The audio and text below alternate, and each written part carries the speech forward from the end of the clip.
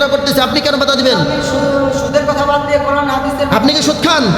আপনি কি সুদ খান? আপনি কেন সুদের বিরুদ্ধে বাধা দিবেন? এটা তো কোরআনের কথা, ঠিক কিনা বলেন? চিল্লায়া বলেন ঠিক কিনা? এগুলো কোরআনের কথা, আমি কোরআন থেকে বলতেছি, হাদিস থেকে বলতেছি। আপনি তো সুদ খান নাকি? আপনি সুদের বিরুদ্ধে এই সমস্ত সুদখোর কোনো সভাপতি মসজিদে রাখা যাবে না, চিল্লায় বলতে হবে, রাখা যাবে না, ঠিক কিনা বলেন? কোনো সুদখোর চেয়ারম্যান এই বাংলার জমিনের মধ্যে আর থাকতে দেওয়া হবে না, হবে না। আমাদের অনেক দেখা হয়েছে, এই পুরো 17টা বছর আমরা দেখছি অনেক মসজিদে দুর্নীতি চলছে, অনেক মসজিদের টাকা দিয়ে তারা সুদের উপর টাকা লাগাইয়া তারা লক্ষ লক্ষ কোটি কোটি টাকার মালিক হয়েছে মসজিদের টাকা দিয়ে। বলে নাউজুবিল্লাহ, সব চলবে না, আর চলতে দেওয়া হবে না ইনশাআল্লাহ। সমস্ত সভাপতিদের 5 ওয়াক্ত নামাজ পড়তে হবে, কোরআন পড়তে হবে, তাকে নামাজ পড়ার যোগ্যতা রাখতে হবে, তাকে জানাজা পড়ার যোগ্যতা রাখতে হবে। সে হবে একমাত্র মসজিদের সভাপতি। আর কোনো সুদখোর, কোনো ঘুষখোর, কোনো বেদুইন, কোনো বেনামাজিকে আর মসজিদের মধ্যে বানানো হবে না। আপনারা চিল্লা বলেন ঠিক কিনা? 95% মুসলমানের দেশ আমাদের এই বাংলাদেশের, 95% মুসলমানদের দেশে এত মসজিদ রয়েছে, বিশ্বের অন্য কোথাও অত মসজিদ নাই। আমার এই বাংলার জমিনের মধ্যে যত মুসলমান আছে বিশ্বের অন্য কোথাও অত মুসলমান নাই।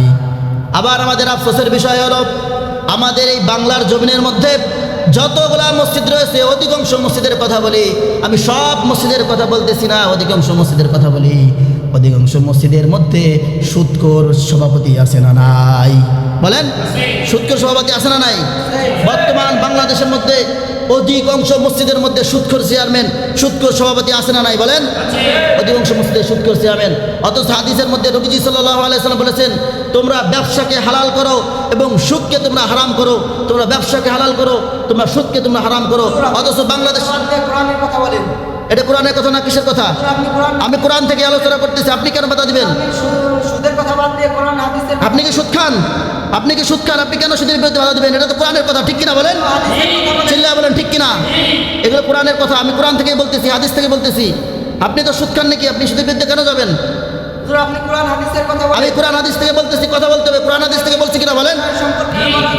এই সমস্ত চেয়ারম্যান যারা সুদখোর, এই সমস্ত সুদখোর কোনো সভাপতি মসজিদে রাখা যাবে না, চিল্লায় বলতে হবে, রাখা যাবে না, ঠিক কিনা বলেন? কোনো সুদখোর চেয়ারম্যান এই বাংলার জমিনের মধ্যে আর থাকতে দেওয়া হবে না, হবে না। আমাদের অনেক দেখা হয়েছে, এই পুরো 17টা বছর আমরা দেখছি অনেক মসজিদে দুর্নীতি চলছে, অনেক মসজিদের টাকা দিয়ে তারা সুদের উপর টাকা লাগাইয়া তারা লক্ষ লক্ষ কোটি কোটি টাকার মালিক হয়েছে মসজিদের টাকা দিয়ে। বলে নাউজুবিল্লাহ, সব চলবে না, আর চলতে দেওয়া হবে না ইনশাআল্লাহ। এসব সুদ সমস্ত সভাপতিদের 5 ওয়াক্ত নামাজ পড়তে হবে, কোরআন পড়তে হবে, তাকে নামাজ পড়ার যোগ্যতা রাখতে হবে, তাকে জানাজা পড়ার যোগ্যতা রাখতে হবে। সে হবে একমাত্র মসজিদের সভাপতি। আর কোনো সুদখোর, কোনো ঘুষখোর, কোনো বেদুইন